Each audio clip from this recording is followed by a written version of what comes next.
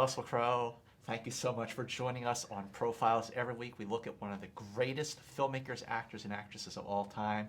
This week, you are our profile mate. I'm such a lucky devil. You are. I really enjoyed watching The Water Diviner because coming from Australia, it's such an important story to get out to the world. Mm-hmm. Did you feel like this story chose you to direct it?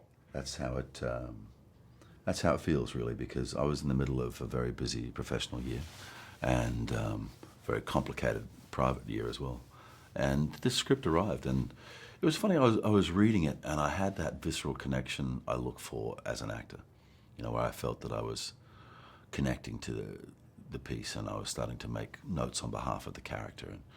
But this other thing was happening where there was a voice coming out of me that I hadn't really heard before. You know, I've had the intellectual concept in my mind of directing for a long time, but now there's a voice was coming out of me saying, you must take responsibility for this story.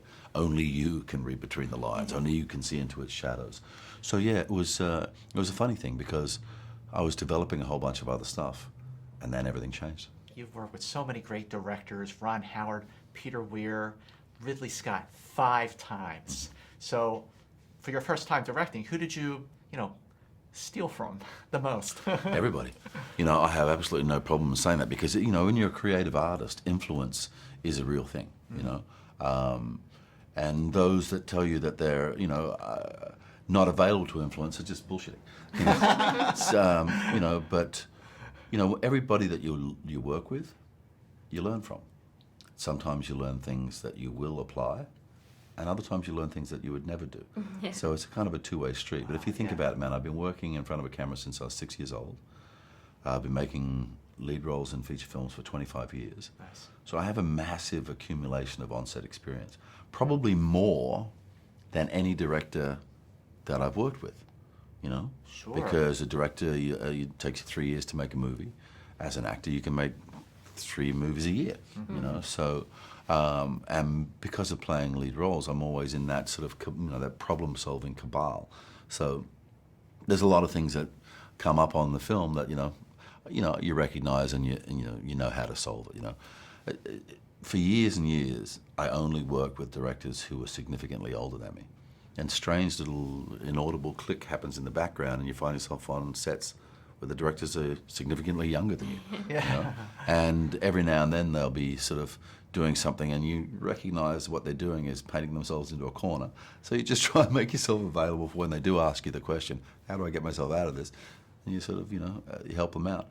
And I suppose it's those kind of experiences that fed into the confidence to step forward and actually do it myself.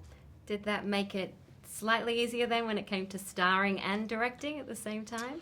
I didn't actually find that to be that complicated. Yeah. I've always been a narrative-based actor. I want to know, very specifically where I am in the story and how I can service the story.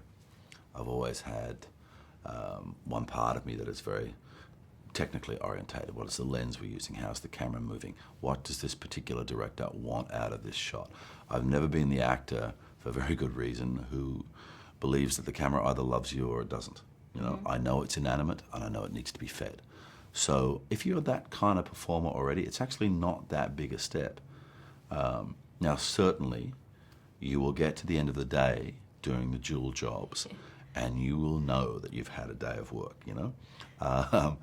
But I just wanted to construct an energy on my film set that I would like to be involved with, I wanted the communication to be open, wanted questions answered, and I wanted an energy around me where everybody felt that they were allowed to be at their very best.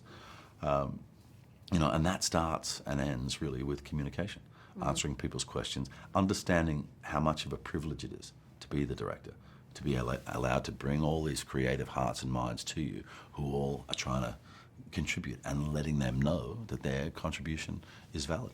Looking back on your body of work, I gotta tell you, we're really blown away by just the level of quality you've done with so many films. But we're just dying to know, what are the 1 or 2 films, looking back, that you really feel were the most rewarding to you as an actor that helped you get to step behind the camera for the first time? Well, there's a lot of, extremely challenging roles in that list of films, But the 2 films that I often list as being my favorite in terms of the experience of them added to the character that I played are the two films I did with Ron Howard, A Beautiful Mind and Cinderella Man. And I like those characters for completely different reasons, and they're both extremely complicated for very different reasons, you know. However, if I was only allowed to make one more movie, I'd prefer to do that with Ridley Scott. You know, I love to be on his set. I love his attitude towards the business. I love how athletic he makes the camera. I love how fully engaged he is. It's like working for Titian or Michelangelo or some genius artist, you know. You know, we share an aesthetic, we share a sense of humor, and we're both aware that we work in the most expensive commercial art form that exists. And that needs to be respected, you know? So the trick always is, you gotta do something clever, but you wanna do it cheaper than the next bloke, you know? And so Ridley and I share that sort of aim and goal, and, you know, I love being on film sets with him.